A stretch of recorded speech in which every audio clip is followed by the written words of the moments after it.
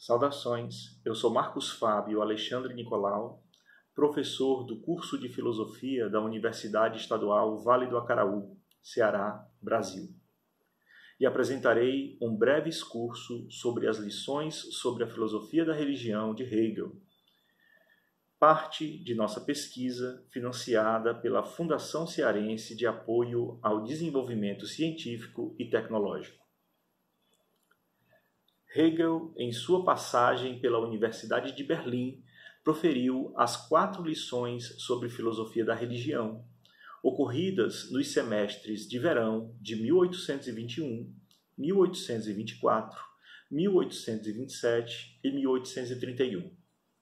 A primeira, realizada em 21, estabeleceu em seu manuscrito a estrutura básica desses cursos que, apesar da reelaboração constante do filósofo no decorrer dos anos, manteve inalterada sua divisão em 3 partes.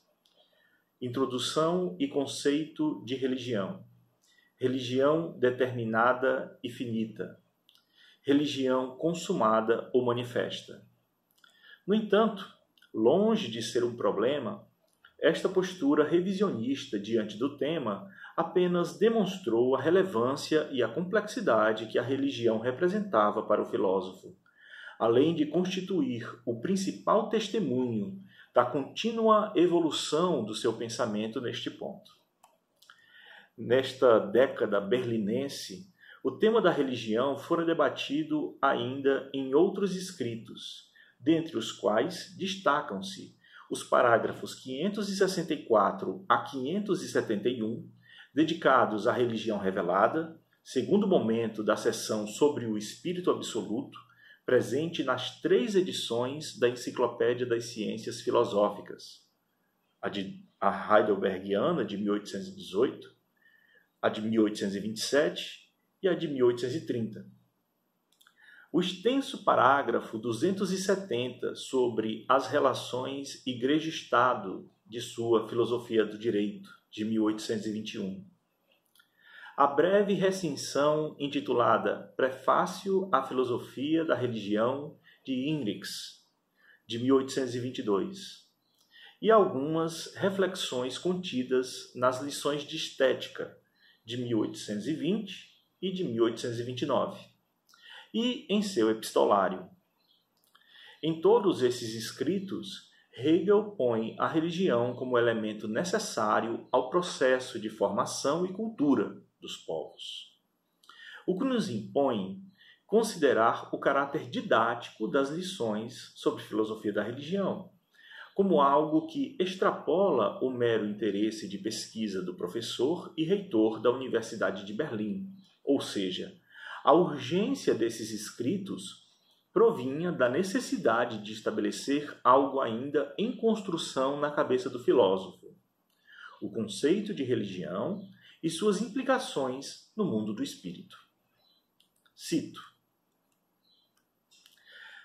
mas este conceito tem que estar acabado, não apenas enquanto acabado na filosofia. Ele não é apenas em si o conceito verdadeiro. Pelo contrário, a condição da filosofia é conceber aquilo que é, aquilo que, para si, é de antemão efetivamente real.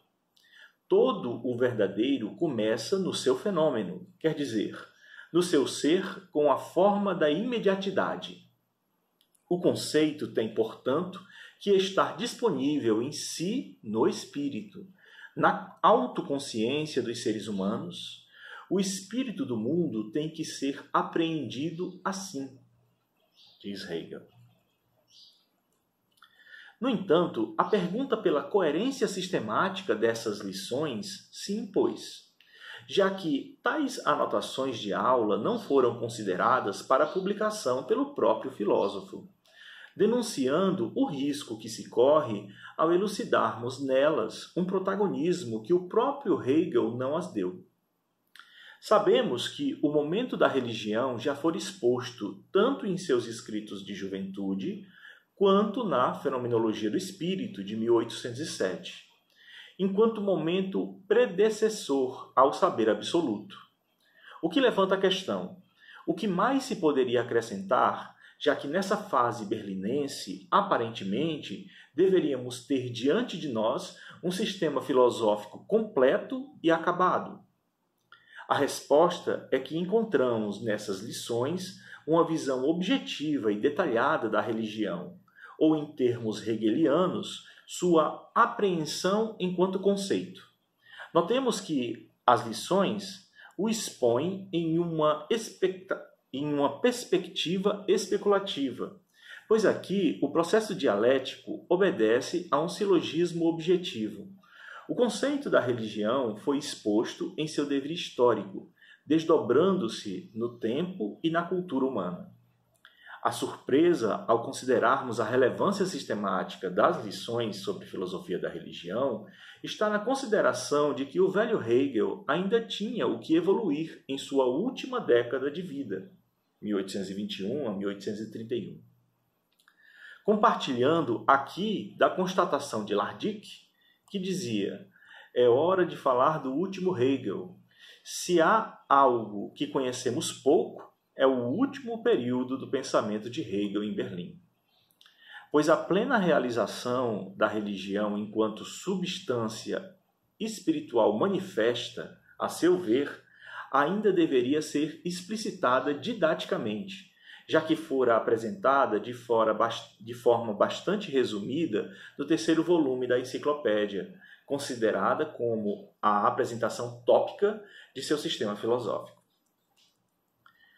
Esses escritos ganharam relevância na pesquisa hegeliana, justamente por apreender o caráter objetivo do conceito de religião, possibilitando uma clara compreensão do porquê a esfera religiosa deveria ser considerada uma manifestação do absoluto acima da arte, e porquê dela deveria devir a filosofia. Encontramos aqui o desenvolvimento conceitual da experiência religiosa enquanto uma estrutura silogística objetiva, principal linha interpretativa do projeto de uma edição crítica realizado por Walter Jaeschke, Ricardo Ferrara e Peter Hodgson, que organizaram suas versões alemã, espanhola e inglesa a partir de um movimento que vai do lógico, conceito da religião, ao natural, religião determinada ou finita, e deste ao espiritual, religião consumada e manifesta. Este trabalho de reorganização e reedição fez-se necessário porque não poderíamos esquecer que essas lições foram compiladas por seus alunos após a sua morte, assim como as lições de estética, sobre filosofia da história e história da filosofia, e passaram por uma série de acréscimos, seja de originais do filósofo, seja dos apontamentos de alguns de seus ouvintes. Cabe lembrar que a primeira edição dessas lições ocorreu em 1832, sob a tutela de Philipp Mayr-Heinicke, versão que fora consideravelmente ampliada por novos manuscritos e notas de ouvintes sob responsabilidade de Bruno Bauer, em sua segunda edição em 1840. A falta de uniformidade desses textos impôs aos editores do projeto de uma edição crítica das mesmas uma missão colossal: determinar o esquema original proposto por Hegel para as mesmas, em meio a uma diversidade de fontes, pois as edições anteriores ainda estavam às voltas com um caráter assistemático desses textos. Dentre os escritos considerados por Jaeschke, Ferrara e Hodgson, para a execução do projeto exposto nos dois artigos intitulados Filosofia da Religião de Hegel, a busca por uma edição crítica de 1980, devemos considerar três categorias de fontes. Primeiro, as notas manuscritas de Hegel, respectivamente o manuscrito de 1821, ulteriormente publicado por Karl Heinz Iltings, e as notas preparatórias para que o filósofo utilizou para as lições. 2. Os apontamentos dos ouvintes desses cursos, respectivamente, Rotto, Deiters, Grisheim, sem as adjunções de Hegel, e as de Pasternaty e Kerria para as lições de 1824. além de uma fonte anônima, das fontes de Hieber e Borrheimer, para as de 1827. O que podemos chamar de fontes secundárias seria a terceira fonte, ou seja, o conjunto de textos inseridos nas anteriores edições das lições de filosofia da religião e que vieram a perder-se posteriormente. Citam-se, dentre essas fontes, a edição preparada por Bauer é fonte indireta do texto dito Convolut e dos apontamentos de Leopold von Heining para as lições de 1821. B. A edição preparada por Georg Lasson entre 1921 e 1927. Ela surge como fonte indireta dos apontamentos de Johann Eduard Erdmann e, por conseguinte, das lições de 1827. Assim, estabelecendo que não foram raras as vezes que Hegel analisou o conceito de religião, podemos afirmar que esse é um tema que lhe preocupa de forma especial, e isso desde os tempos do seminário de Tübingen. No entanto, será em sua docência em Berlim, que transformará a religião em um dos assuntos centrais de sua reflexão. Para os principais intérpretes desse tópico da filosofia hegeliana, essas lições tematizaram a religião como algo que vai além da esfera institucional, vinculando-a intrinsecamente à esfera do humano, o que abre inúmeras possibilidades de interpretação à experiência religiosa para além do sistema hegeliano, pois demarca a inovação que sua filosofia da religião propôs ao pensamento moderno. Hegel teceu ferrenha crítica às posturas iluministas e românticas no que tange à religião. Por exemplo, as interpretações de Kant e Fichte do fenômeno da religião pareciam-lhe inaceitáveis, porque uma religião dentro dos limites da simples razão filosófica cessaria de ser propriamente religião. No entanto, reconhecia o problema resultado do não vincular a religião com a razão filosófica, pois isso reduziria a mesma a um espaço de mero apelo sentimental e irracional. Nesse sentido, posiciona-se enfaticamente contra as propostas de Friedrich Heinrich Jacob e Friedrich Schleiermacher. Assumiu uma postura que implicava não considerar de forma abstrata, intelectual ou emocional o que era a religião, mas intê-la como algo de caráter antropológico e histórico, ou seja, uma expressão genuína do espírito. Sua proposta, apresentada desde a fenomenologia do espírito, baseava-se na passagem da forma da representação, a religião, para a forma do conceito, a filosofia, pois a representação simplesmente narra, ela não revela as conexões internas. Essa será a tarefa do pensamento, como diria Charles Taylor.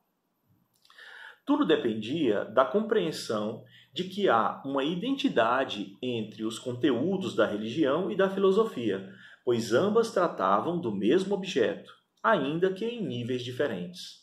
Assim, as lições de Berlim não apenas determinam que lugar e relevância ocupa a religião no sistema hegeliano, mas, mais do que isso, expõem uma nova postura diante do fenômeno religioso, agora assumido como instância necessária da formação humana.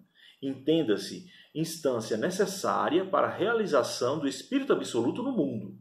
Nesse sentido, Vittorio Rosli apresenta da seguinte forma: a filosofia da religião não entra, portanto, em concorrência com a teologia, na medida em que a teologia é doutrina sobre Deus, e Deus é determinado como princípio do existente. A teologia de Hegel, assim compreendida, é antes exposta na lógica, enquanto sua filosofia fundamental. O objeto da filosofia da religião, entretanto, não é primordialmente Deus. Seu objeto são as opiniões das pessoas sobre Deus. A ciência que Hegel fundamenta na filosofia da religião não é, assim, uma teologia que se orientasse na religião. Esta é muito mais o objeto da filosofia da religião, assim como a natureza é o objeto da filosofia da natureza. Mas a ciência da religião. Nesse sentido, pode-se dizer que Hegel compôs a primeira filosofia da religião que merece esse nome, que, portanto, é realmente filosofia da religião, e não algo como uma teologia metafísica. Seguindo essa linha interpretativa, o trabalho realizado pelos editores da edição crítica das lições nos possibilitou analisar o caráter dialético da religião na maturidade de Hegel. Caráter esse determinado pela relação intrínseca que há entre a esfera do divino e do humano, do necessário e do contingente, do finito e do infinito, ou seja, a complexa dialética do ideal efetivado pelo filósofo em sua filosofia da religião. Eis o principal desafio de quem nela adentra. Hegel sentiu a necessidade de atribuir um sentido específico à religião, tomando-a em sua filosofia como uma unidade dialética entre finito e infinito, entre homem e Deus.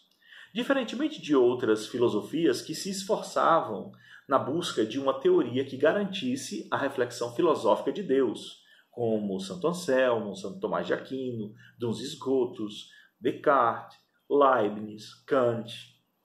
Preocupa-se em demonstrar que a própria história humana constituiu tal prova, pois o Deus de Hegel está tão somente em sua manifestação.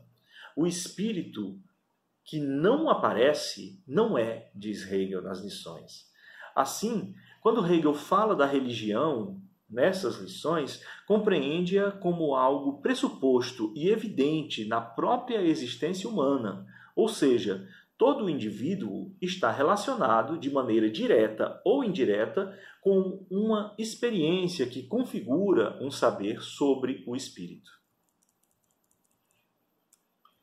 Dessa maneira, se na fenomenologia do espírito o propósito era mostrar como a experiência religiosa cristã constituía o passo necessário e último para a ascensão ao saber absoluto, ou seja, a filosofia tal como Hegel a concebe, nas lições de filosofia da religião, por sua vez, o propósito é demonstrar como e por que a religião cristã configura historicamente a consumação do conceito de religião enquanto efetiva manifestação do Espírito absoluto no mundo, ainda que sob a forma da representação, que era uma forma de expressão insuficiente, mas necessária, pois se tratou de um processo formativo, no qual o absoluto, primeiramente, manifestou-se de maneira acessível a todos os humanos via arte e religião.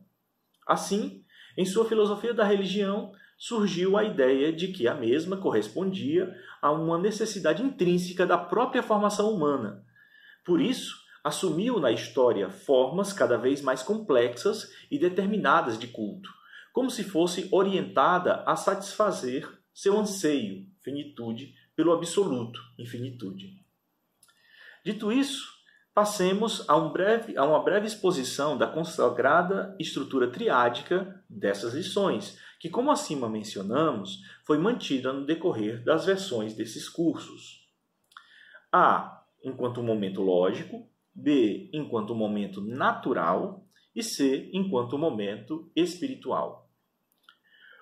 O manuscrito de 1821 começou por determinar o conceito de religião, ou o momento lógico, e o descreveu em seu aparecer no mundo natural.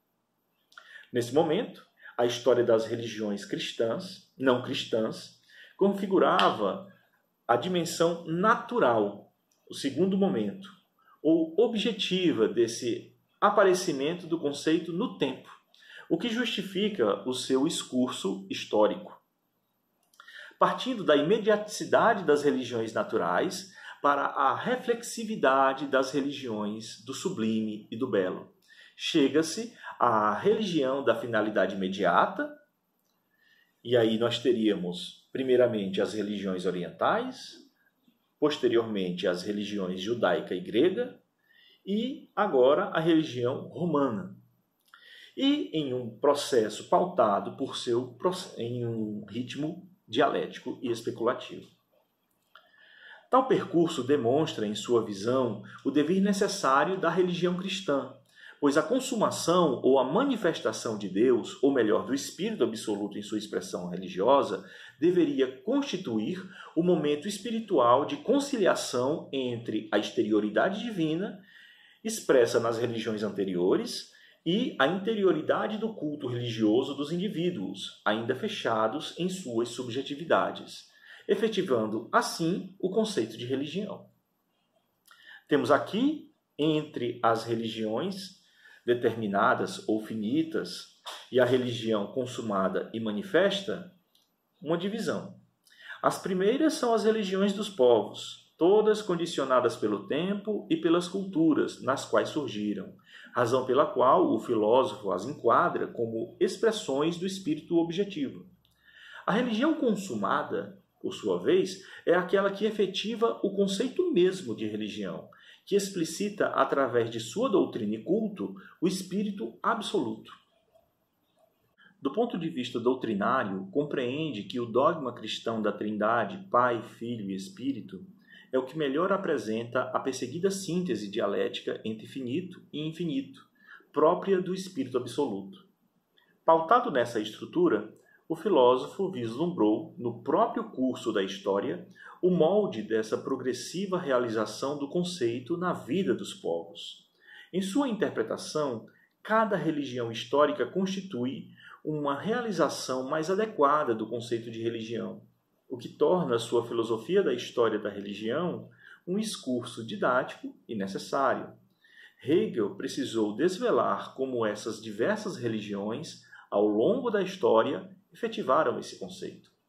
A lógica dessa proposta especulativa implicava o suprassumir dessas dimensões em um terceiro momento, a religião consumada ou manifesta, vista em seu sentido último como a revelação de Deus presente tanto na consciência quanto na história. A grande síntese de sua filosofia da religião está na compreensão de que a experiência subjetiva da fé individual e a experiência objetiva das religiões históricas são dois lados de uma mesma moeda, a expressão do absoluto enquanto comunidade, koinonia. Agradeço pela atenção de todos.